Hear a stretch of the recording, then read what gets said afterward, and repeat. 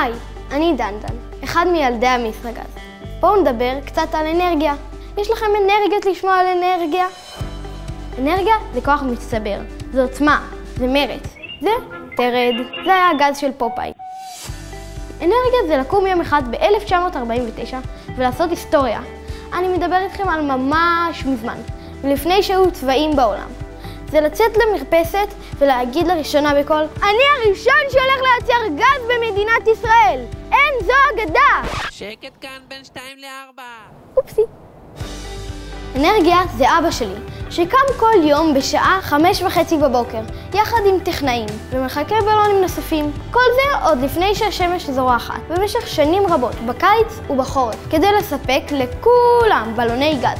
למשל, יוסי ושרה מבית הקפה השכונתי, שרק אתמול חגגו לבן שלהם שהתחתן. איזה אנרגיות מטורפות היו שם, ומלאן את הבלונים עם גז.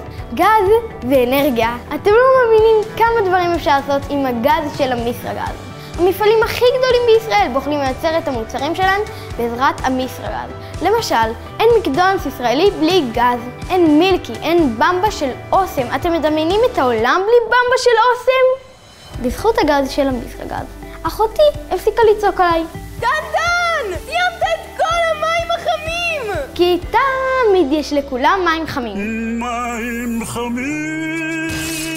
שלא נדבר על הבית של סבא וסבתא בירושלים, שבשיא הקור מתחמם בשניות בעזרת הגז של המסרגז. אין על סבא וסבתא, הם נותנים לי אנרגיה. מתגעגעים אליך.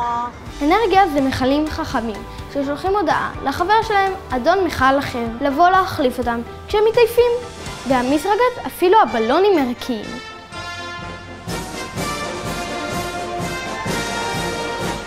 אנרגיה של המסרגז זה פאנלים סולאריים, שאוכלים קרני שמש לארוחת בוקר, בלי מלח, ומייצרים חשמל בלי לזהם את הסביבה.